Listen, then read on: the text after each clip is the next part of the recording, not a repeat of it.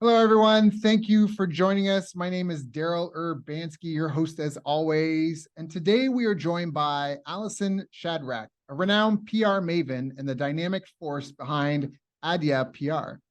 Recognized as one of the UK's top 5 PR advisors, Alison is dedicated to amplifying the voices of disruptive entrepreneurs and thought leaders.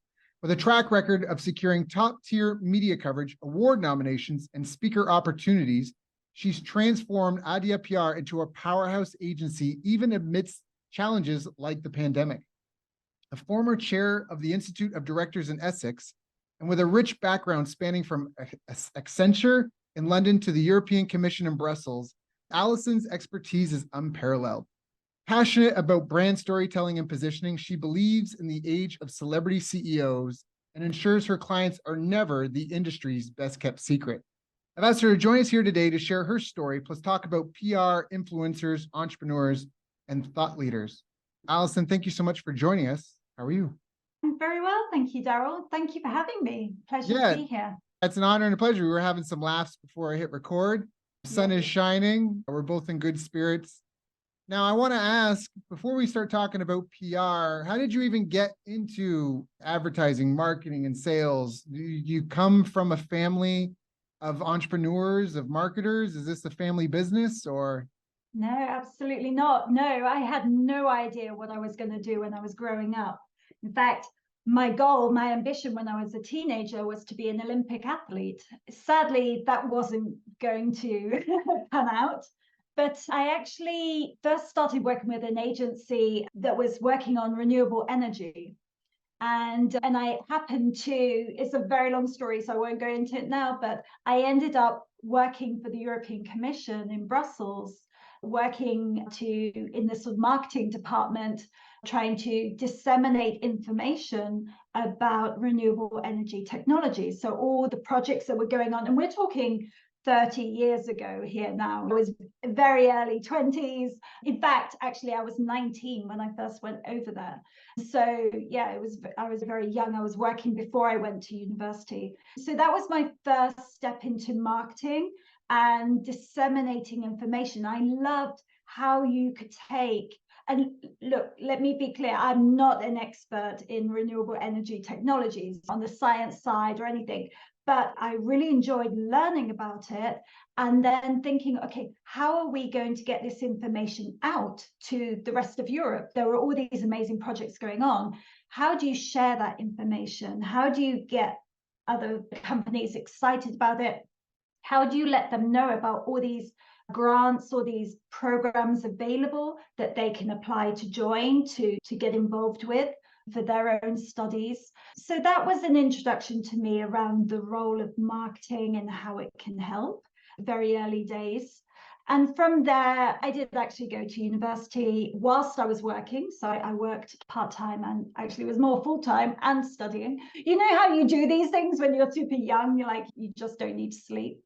So that was fun. And I actually did a BA, so it's a Bachelor of Business Administration. So that gave me a great introduction into the world of business. And I majored in advertising and marketing there and PR.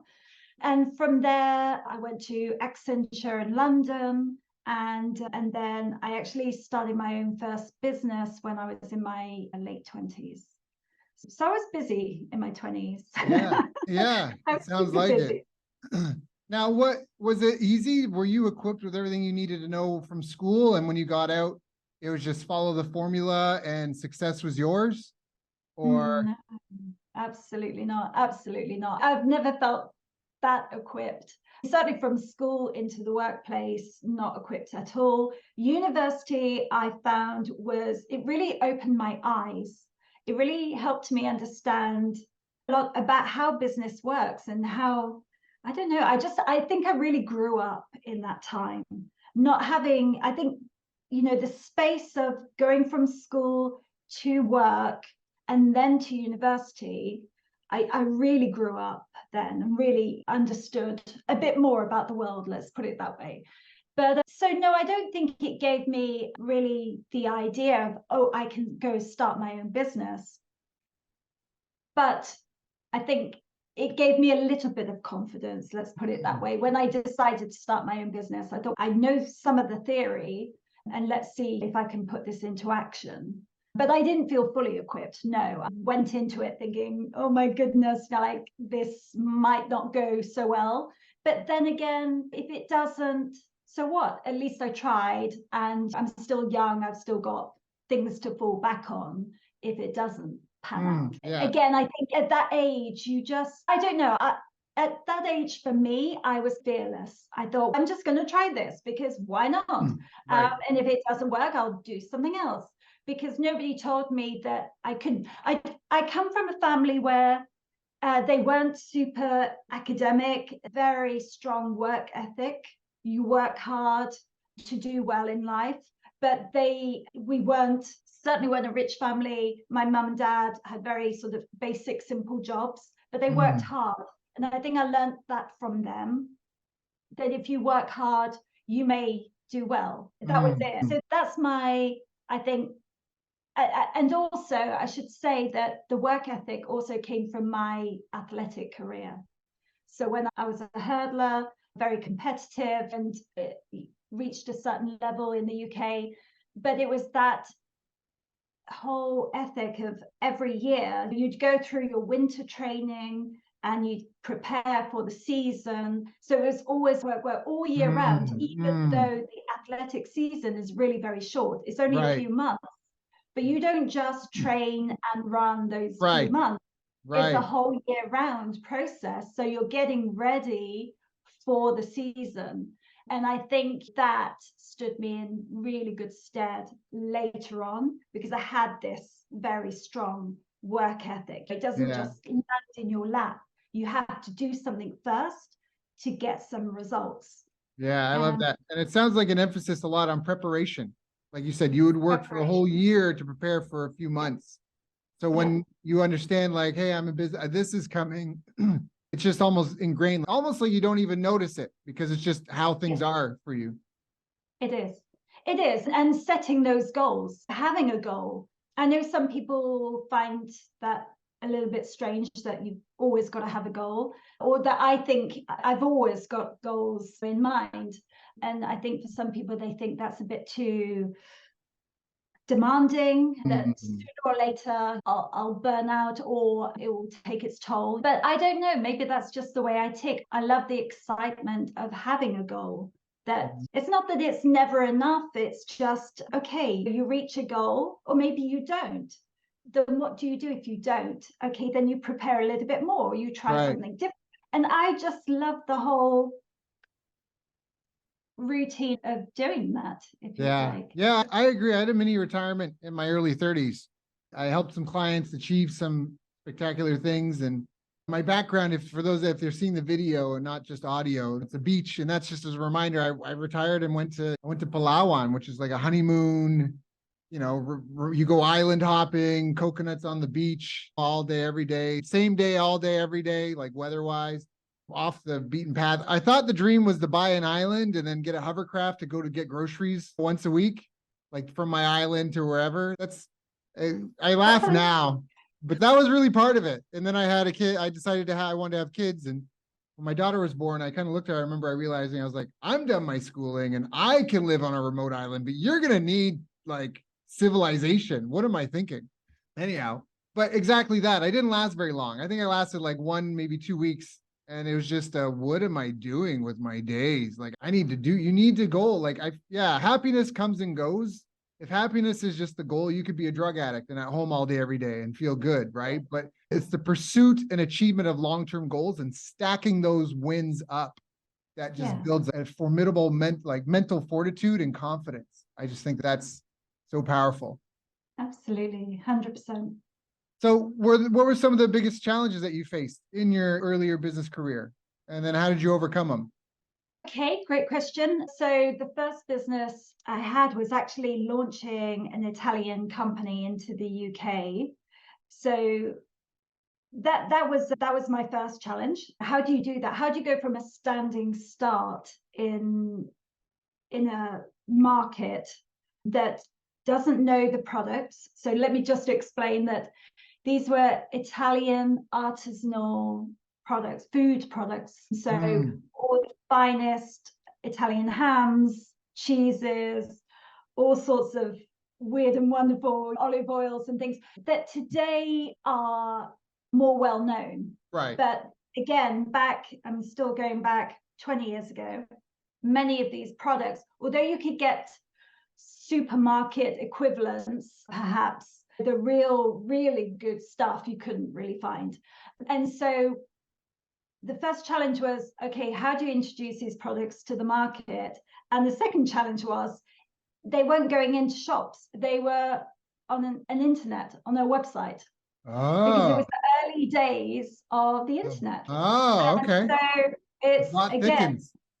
yes, how do you get people to come to a website? Again, all of this sounds so Oh, straightforward simple. today. Now it's so basic. People are like, what? Yeah, Well, people didn't yeah. trust putting credit.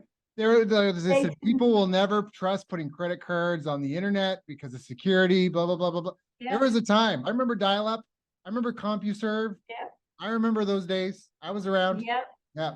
Exactly. It seems a million years ago now, but that was the reality. Is okay, how do we do this? How do we get people to come to the website? As you said, they put their credit card details in, and then we get the delivery to them. So it was so exciting. It was like a complete new world, but we did it. And so I launched them in the UK. So it was just me in the UK, and their team in Italy were in Italy. And I just thought, okay, again, it comes back to education. So I went back to the early days of working at the European Commission. It's how do you disseminate the information? How do you educate people about what they should be doing in terms of website use and what they shouldn't be doing? So it was a big role in terms of education, educating them about the products. And then over time with PR, you can do that. You can educate people, you can change behavior. And so that was it. I made sure that I got to know, and I knew nobody. I knew literally, it was from a standing start. I got to know all the food journalists at the time, all the, food influencers. Now, again, influencers back in those days were not on social media because there was no social media in the early days. So it was a question of getting to know the cookery book writers like Delia Smith or Giorgio Locatelli, and just making sure that anyone and everyone in the food world, certainly in London, because that's where the base of it was, but then we spread out, that everybody knew about this particular brand. So what would you recommend to someone that's starting out and struggling? They feel like they've got to launch something in a new market or they have a new product. Is there a framework that you would recommend? Ideally, first of all, is getting to know people who are going to spread the word for you, because it's really hard to do it by yourself. But the more we go through what we call this know and trust process. So you've got to get people to know about your product or your brand, your business, or even yourself if you're trying to get known yourself. So people need to know about it first. They need to like what they see or what they're hearing or what they're tasting. They need to like the product or the service or, what you're saying. But then the more times they try the product, try the service, listen to you, etc., then hopefully you build up that trust. Through engagement, you build trust. And once you've got someone's trust, obviously it's not to say that you can't break that trust. Obviously you do what you can, never to do that, but then they will spread the word. They will do the hard work for you. And obviously coming from this, is why we say the difference between PR and advertising. Advertising is saying you're good, you're great, your product is amazing, but PR is someone else saying that you're great, although your product is amazing. So are you talking about trying to get people to try your product? Trying to, like, when you talk about connecting with journalists, authors, influencers in the space, and then getting them to try it and almost being so generous with them that they say, ouch, like, okay, stop, enough. And then they getting them almost, I forget, I think maybe it was a book or something. Remember I was asking about public speaking and my buddy said, just focus on the bright spots. And I go, what does that mean? And he said, in the audience, you have to ignore the people that are ignoring you and focus on the bright spots. And by getting them engaged, they'll draw in the people around them. And that's almost like what you're saying here. Is that? Definitely. Yeah, absolutely. Because you want to build that group of loyal fans or raving fans, right? So yes, if you've got a product that they can try, which we did at the time, then definitely ask them to try it. If it's, about a service, again, what you're trying to do is let them know about it. Obviously, you can't force a journalist to write about you or try to influence them in any way. You can only make them aware of it. But the more you do that, you will come across people who will write about you or your product. So it is definitely making sure that they're aware that you exist, first of all. I'm talking about today would be journalists in your sector, so the sector you're operating in, but it could be influencers, who in your sector, if they spoke about your product or your business, that would be like a really big thing. That would be really awesome. So again, introduce yourself. I think sometimes people are a bit afraid of approaching perhaps well-known people in their sector because they think, oh, they're not going to give me the time of day, etc. But you don't know. If you don't ask, as long as you're polite about it and not super needy or expecting something in return, it's an offer to have a chat. But you never know. Some people will turn around and say, yeah, sure, I've got 5 minutes, and give you, that door opener.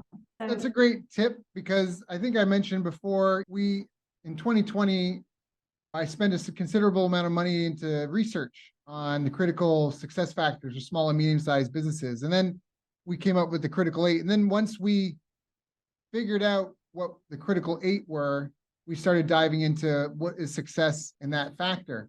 And one of those critical 8 was marketing strategy. It almost seems obvious. But when we started diving into what makes a marketing strategy successful, first off, it's built on market intelligence. So a strategy is only going to be as good as the intelligence behind it. If you make a single grandfather a raving fan of your products, but you're selling teenage girl jeans, that may not do much for you, right? Then, of course, the characteristics of your product, quality and fit to the market and how you fit in. But and of course, brand trustworthiness and integrity, corporate social responsibility also were directly correlated with success. But one thing that stood out intensely, which is funny I use that word, is intense advertising and networking. Like, not advertising and networking. It's not going to work. Intense advertising and networking, a fire hydrant of activity. So when you're talking about this, you haven't said it, and I don't want to put words in your mouth, but you already said, but you have to ask them. PR is getting someone else. I've been taking notes. So PR is getting someone else raving about you. And so it's connecting with these people and asking them to try your product, letting them know about it, being polite, not needy or expecting, but all you can do is awareness. You can't force them to do anything. So that just logically in my mind, that's what made me bring this up, goes, oh, you have to kiss a lot of frogs. You do. You absolutely do. It really is imperative. And the faster you want to start your growth, it is a lot of work. But definitely the more people who know about you, the sooner you're going to... Look, I don't think anything happens overnight. But definitely, if you've got a team of raving fans out there spreading the word, you're going to get there a lot faster than you just trying to sell something online by yourself or from your shop that you're selling. But definitely you need a group of those advocates who are going to spread the word. Now, some people today do it through influencers. You can do influencer marketing. So you get the influencers on social media who are going to spread the word to their communities. That's a great way to do it too. There's all different options. And then depending on, you've got to pay for that. Obviously, you're going to pay the influencers to spread the word, or you're going to give them some product in kind. It depends on their community size, how big an influencer they are. So there's different ways of doing that. If you're just starting from scratch and you don't have much marketing budget available, you're gonna have to do a lot of the the heavy lifting yourself. Yeah. And I think I just got a rock polisher for my daughter where you put in these ugly rocks and then you throw in some sand and you turn it on for 4 days and change the sand and turn it on for another 3 days. And what you end at the end of these beautiful gemstones that you can make into jewelry. And I got this specifically because my daughter's 4 turning 5, and I believe that the years before 5 last the rest of your lives. And I got it as one of many things that we've done to teach her the concept of polishing an idea, of working a concept, of patience and practice. And like she's in sports and all that stuff too, I hope. And we're big on gardening because I think gardening teaches that too, that you don't just go from seed to flower, that there's a process that unfolds. But just hearing you talk about this, like you're saying, when you say the legwork, it's almost like that. Like you have to get your thing out in the marketplace. People have to take it. They have to break it. They have to tell you why they don't like it. And you have to be open to this because although we all love our products and services, ultimately the true deciders of that is not us. It's impossible for us to assume to know the wants, needs, desires, interests, and likes of hundreds of thousands of people. We like to look at the world and go, everyone's just like me. No, they're not. They're not. And so you have to put it, I've never seen anybody launch a product that was perfect when it came out the door, you know, unless it's a heritage product. Like you're talking about olive oil. Like olive oil's been around for a while, but even there's people that there's people that like olive oil like this and people that like olive oil like that. And so you still have that. And so just again, it comes back to, you talk about that willingness to spend the time. And I want to bring up, like you talked about awareness. There's a trust curve. There's awareness, there's preference, there's trial, and then commitment. So first you have to make them aware of it. Then you have to get them to try it and prefer it enough that they'd feel comfortable sharing it. And you have to make it easy for people to try your thing before they'll commit. It's not kind of nice to meet you. Want to get married? No, exactly. But I do feel like a lot of people, so they get their business up and running. They've got their whole idea of, okay, this is what we're doing. They get the website ready, and then it's okay. So why is no one buying? Why is no one calling? What's happening? And I find a lot of people who come from the corporate world into the entrepreneurial world. So they've been very successful in their corporate life. Right. They transition to entrepreneurial world. And they're suddenly like, why is no one calling? Did you call them? Yeah. They don't just land in your lap. Like it's not in a corporate world, someone way before you has done the heavy lifting. They've done the legwork to get to a corporate size. It didn't just start as a corporate. Yeah, spontaneously manifest. Yeah, there's a lot of work that goes in. Yeah, I think that's so well said. So now maybe can you talk a little bit about some of the biggest mistakes people making? And maybe we've alluded to some, but just to be crystal clear for people, what are some of the biggest mistakes people making in PR? So specifically in PR, I would say there's a lot of rules and ways of approaching journalists. And I think it is that, as I said before, when you're contacting a journalist, it's to provide them with information about who you are, what you're doing, or it's a press release about we're launching this, or there's a new study or a new something. So basically, they are there to provide information to their readers. It's really important that you're approaching the right journalists with the right message that is going to be of interest to their readers. And likewise, if you're going to radio or TV, it's, their audience. Now, they are not there to promote your business. They are not there to support you. They are there to provide the right information for their audience, okay? So you've got to go and deliver that information in a way that is right for them. It makes them look good. That makes them look good, yeah, but it's almost like you're helping them. Okay. And that's for a PR agency, we're the sort of in between of the client and the journalist. So we know what the journalists want, and we're helping our clients to take their information, to give it in a way that we know is digestible for the journalist.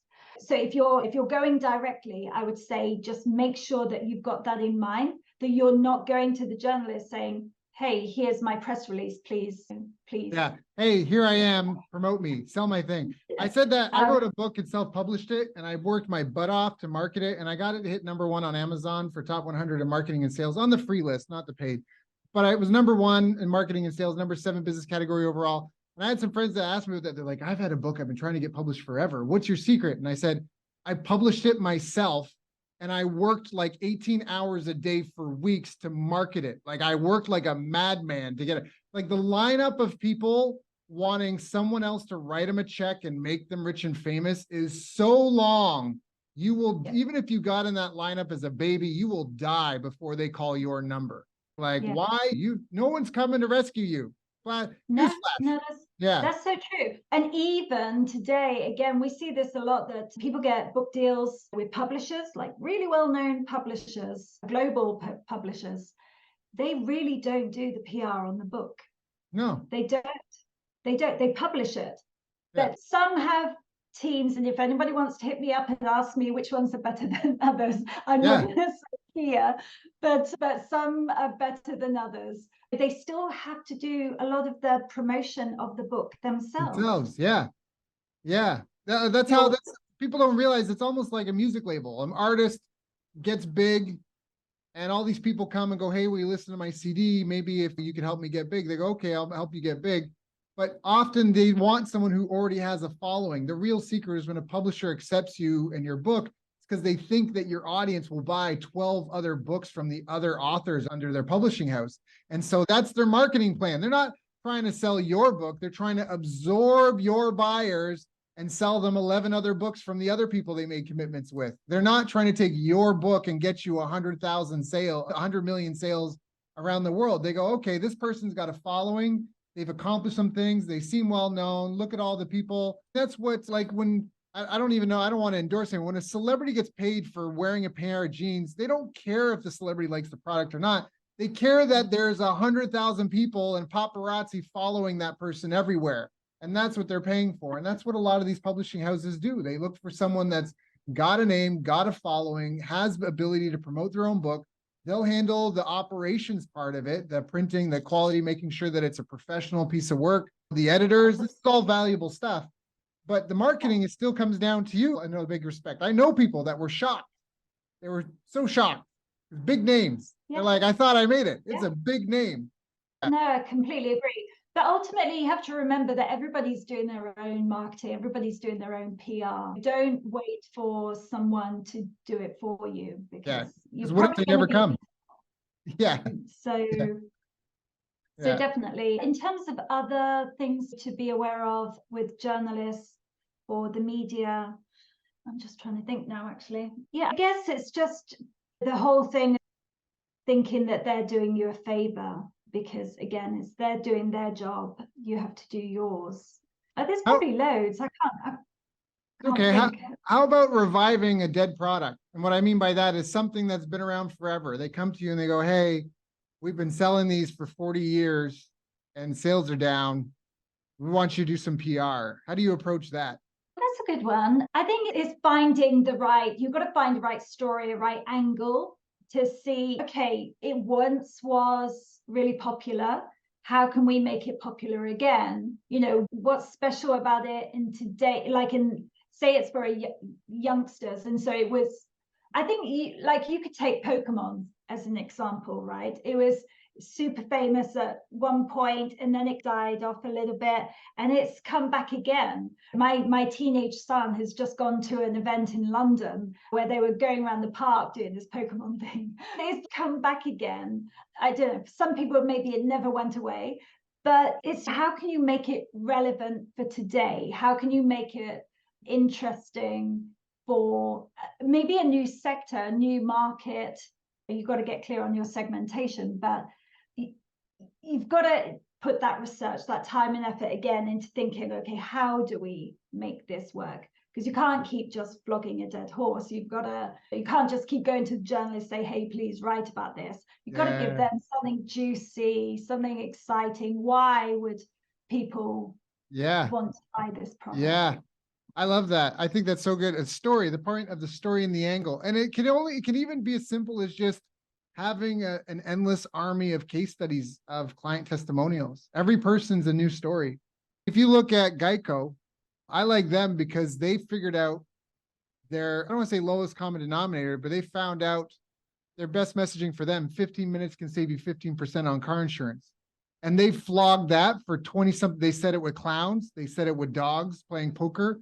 They had planes flying in the sky with it as a banner behind it, everywhere and anywhere they could go. And they have life insurance. They do business insurance. They do traveler's insurance. They do all these things. But if you have a car, you probably have a source of income.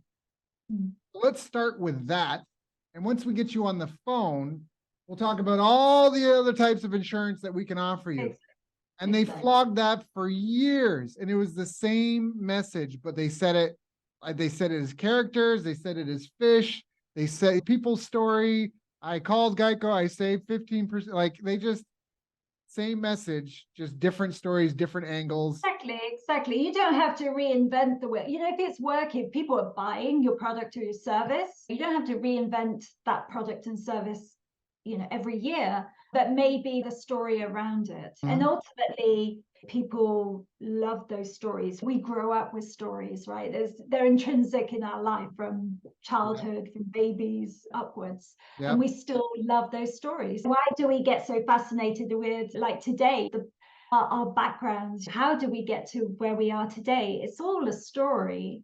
And sometimes they're a little bit exaggerated for some brands. Yeah, and even little gimmicks can work. Sports Illustrated perfected the model of, and now get your new football phone. It was the same magazine it's always been. Disney's done this recently with live action. Like it's Aladdin. It's the exact same song, the exact same lines, the exact same, like everything. We just have people in costumes instead of a cartoon. Everything is the exact same, identical, but it's just live action. Like it's the phone. This month you get a phone with it. This month, people in clothes. Last month it was cartoons or whatever, 10 years ago. So just coming at a new interesting angle, giving people something to talk about, I think. Yeah. We're always looking out for those new trends, new colors every year. Like January for us is always about what's new, you know, this year. So again, that's something for people to be aware of if they're approaching, if they want to get us on media coverage. There are those easy wins of at the end of the year, it's like a roundup, what's happened this year, what's worked well, what hasn't worked so well, especially if you're in the sort of thought leadership space. The journalists love those sort of roundups. And then January is all, what's new beginning, new style, new look, new technology. What are your insights for the year ahead? I love that. Always goes down well.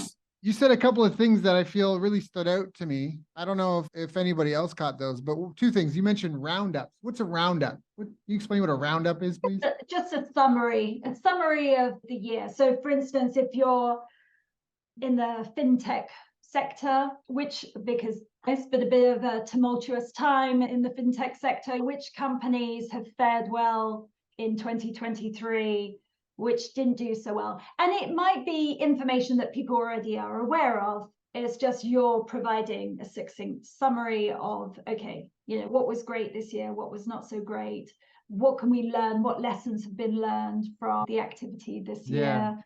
Is it going to change next year? Are investors going to put more money into the fintech sector next year? Is it? And if you give a journalist a story like that on a platter, hey, here's what's going on with the industry, and you have something notable or new, that's an easy way for you to get featured without trying to be like, hey, here's my Absolutely. I think anything, you know, you can give where you're sharing your advice, your experience, you're adding value. Again, think about the readers of that publication or the listeners or the viewers. It's not about you. The best way to look at PR is it's not about you. It's about your customers, your clients, your audience. And the more you can add value to their lives, you know, I know that's quite broad because like listeners will be like, how does my product add value to their life? In some way, I hope it does. Right? Yeah, if people won't buy it unless, it has to do something.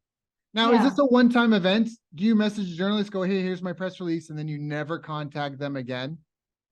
No, ideally, it's all about relationships. So you want to build a relationship with your, let's say, target journalist, your ideal journalists for your ideal media.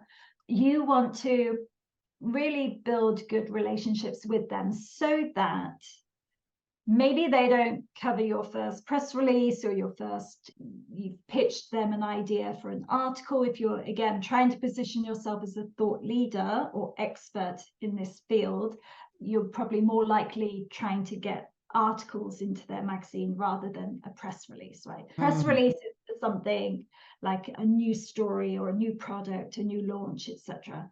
And if they don't publish what you've first given them an idea about, at least hopefully they'll respond to you. If they don't respond to you, don't be dismayed. They're super busy and they get tons and tons of emails and requests and things. So just keep trying. Don't bombard them. Don't pitch them every single day and really annoy them. But every week, every couple of weeks, try and touch base with them and just see if you can get a response. Sorry? I was gonna say, I have two questions about that. Because when you said don't bombard them every day, I agree with you. And I also thought, but if I had something fresh and new and interesting, could I message them every day?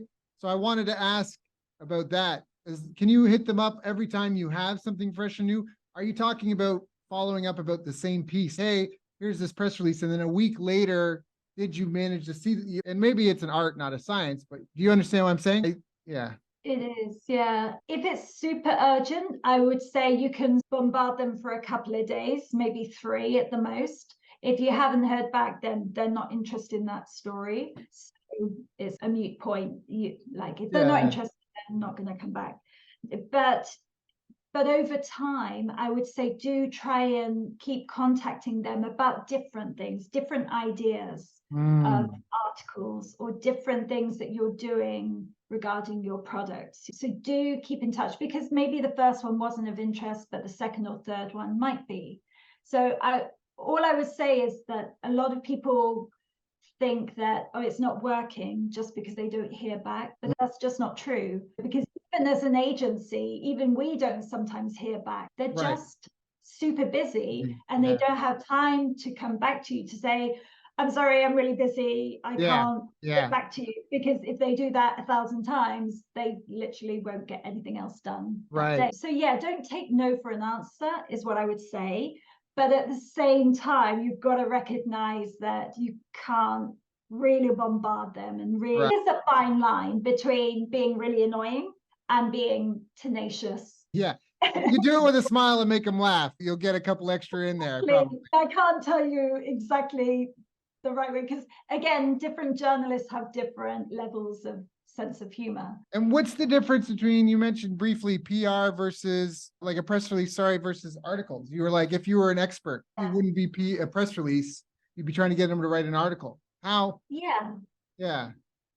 So a press release, like I said, is if you are launching a new product or a service, or please not a website, because no one's interested that you've got a new website. I updated my WordPress website plugins today. Please don't do a press release about that. No one cares. Let me please tell you, no one cares.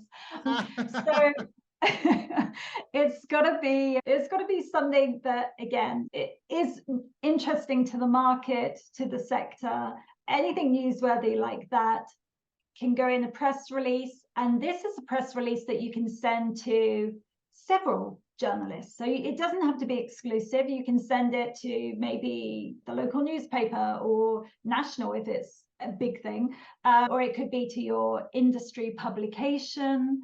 It could be to a business magazine, right? So again, think about, when you're thinking about who to target, like what are your clients or customers reading? What are they watching? What are they listening to? So you have to go back to business 101, right?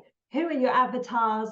What are they watching, reading, listening to? Because obviously you want to get your news in front of them. And then, so the press release is one thing that you can send out to many publications at a time. because it's okay if they all, or the vast majority of them, write about that one piece of news. But if you're, what we find works really well for companies is establishing their reputation, their credibility as a trustworthy brand, company, or if you're a one-man or one-woman band, if you're an expert in your field, maybe you don't have a team, but people come to you for that expertise that you have, right? So you could be a sleep expert or a financial advisor, for example. Right. So in that case, what you're trying to do is get articles into the relevant publications that show off your expertise, that you can give value, that you can share with people, you can educate people. Again, education is a key element here with PR, so that once they've read your article, they get a clear sense of, oh, you know, this expert or this brand, this company, they know what it sounds like they know what they're talking about. Right. I need help in this area, so I'm going to give them a call because I think I could be in safe hands with these people. So that's what you're trying to provoke, or that at least they park that information for when they might need your services. And the more you're getting those expert articles out there, the more people are going to retain that information because they're going to see you time and time again. If you just do one article, it may have some impact, but ideally, the beauty of PR is you do it consistently, and the longer you do it, the more your brand name, your own name as an expert, more people will start to recognize you. And again, this opens door. What we're trying to do with PR also is open new doors, because we want to be attracting people to us, as opposed to constantly chasing them. And you know that the early days you've got to put in the work, but ultimately you want to create an effect that people are then starting to come to you, because otherwise we are going to burn out. We are like, you can't run forever. Point, you're trying to really turn the tables so that people are coming. It sounds like that's when you know you've really established your credibility and authority, is when people are starting to come to you now versus you having to do the outreach and pound the pavement. And so just to recap what you're saying, and again, correct me if I say anything incorrect, but it sounds like educating content is key. That's really what you're trying to get out there. Both it's got to be interesting and engaging, good story, good angle, or a value to the end user. And that you want to create an almost, they know what they're talking about, aha, depending on the product. If you're an expert in the audience, if it's a product, it needs to seem like taking the Italian foods, oh, that's delicious, that's unique, that's exotic, I want to try that. That kind of a feel. And that you keep mentioning here, you've said a bunch of times that you have to do PR consistently over time. And it made me think of recency bias. I don't know if people know what that is, but recency bias is, if I ask, like, what's your favorite movie? Most people are more likely to name a movie they've seen recently than they might have an old favorite, but the recency bias. So even though you might know someone that's a great dentist, you probably will call the one that you just met at a conference last week because you just met them. So recency bias, you talk about doing PR consistently over time is really important. It almost sounds like you need a PR newsletter. Like you need to almost think about it like a newsletter where, hey, we're publishing this every week, every month, whatever that is. So every week, every month, I got to have something. And you're creating, I wrote this down way back and I didn't say the word. You're really creating distribution. You're creating a distribution channel of trustworthy outlets, people that will open your messages, listen when you reach out to them. They may not bite at everything you send them, but you basically are building like a newsletter of these people that will, Absolutely. And do you know what the fun thing is too, is that once you've got that coverage out there, and I can go into more detail about how to actually go about getting that, but once you've got that coverage, you can then actually use that in your own internal, your newsletter that you send out to clients, and you can include that. You can share it on your website, you can share it on social media. Just getting that coverage, then how do you amplify that even more to people who may not have read it at the time in that publication? Yes. You share the hell out of it, so that, again, even more people can read about it. And also, on top of that, if you're sharing it then on your website or on your newsletter, it's got so much more credibility because it's been published.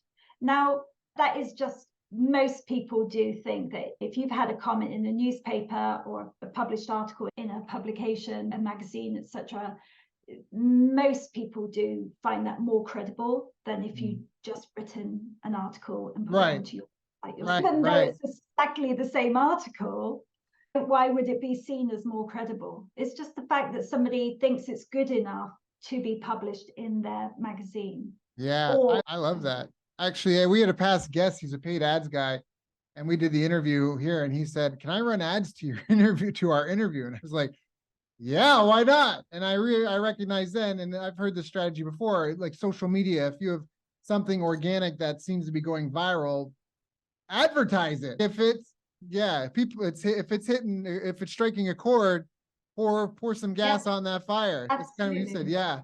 When you get some PR mentions, leverage it everywhere you can. Absolutely. Yeah. Because otherwise, okay, it's just great where it is, but why would you stop there? Make the most. I love that. I love that so much. That's such a great tip. Alison, go please. What were you going to say?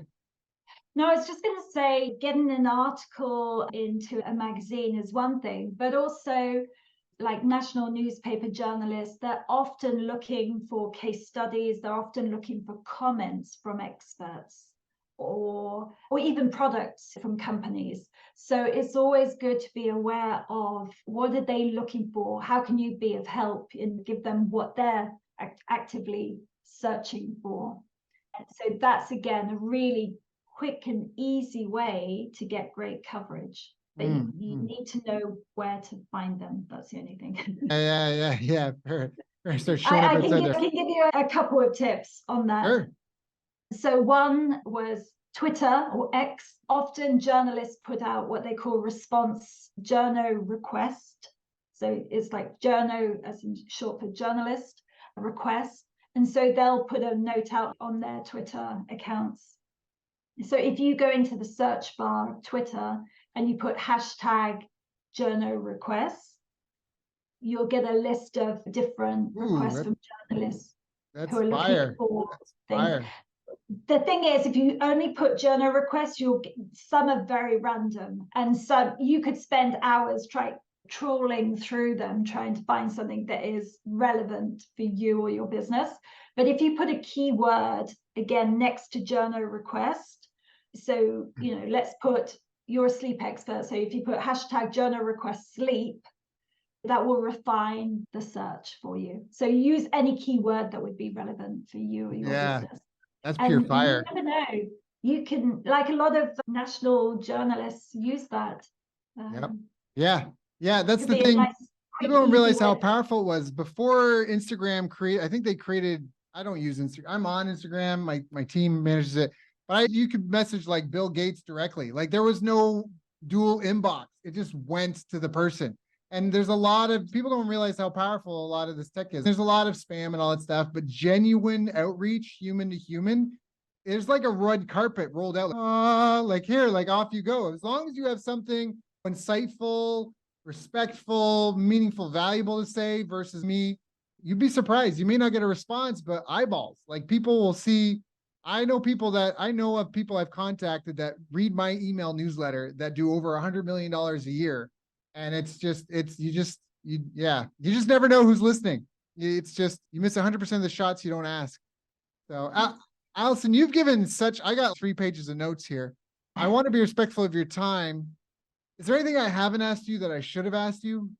I would say, I know we touched on the consistency of PR, but I think my word of advice would be, if you think you can do PR for 1 month, I would go do something else. Find something else that you can be more consistent with, because it's really just not going to work over 1 month. It's a bit like, I don't know, training a weekend before you do your Olympic final or Right. something. I don't know. Right. That's probably a silly analogy, but it just doesn't work. PR is a longer term marathon than a sprint. I think that's life and business. You want to play long-term games with long-term people, because all the meaningful results for things that we get in life, whether it's fitness, whether it's a relationship, whether it's a business, it comes from compounding results over time. And so I think there's a lot of power, even outside of PR, right? Everybody here listening to this, if you're not playing long-term games with long-term people, if you're not looking long-term, have long-term strategies, I think in the beginning of business, you need to make sure, we call it roof and ramen. Like, you got a roof over your head and you got hot noodles, so you're not going to starve. As long as you have that, you need to put you and yourself and your needs to the side. You need to focus on what you're doing to serve the community or the public, and focus on doing it how they want it, where they want it, and doing it in a way that they see as excellent. And that's with anything. And I think this has been so powerful. Alison, if people want to find out more, is adiapr.co.uk the best place for them to reach out? Yeah, absolutely. So adiapr.co.uk, or you can find me on LinkedIn. So my LinkedIn name is Alison Shadrack Brown. So I'm very active on LinkedIn. Yeah, so you can reach out to me there. I'm happy to provide an email address afterwards as well. Perfect. So go on and reach out to Alison, Alison, Shadrack, Shadrack Brown, Brown, and check out her website to learn how to be heard, be seen, be a success at adiapr.co.uk. Alison, thank you so much for coming and sharing. I know you've got your own following, your own clients, your own networks to be in touch with. So thank you so much for coming and sharing and helping my audience and I do better with our PR. Oh, thank you. Thank you for the opportunity. It's been a pleasure. Really enjoyed it. Thank you.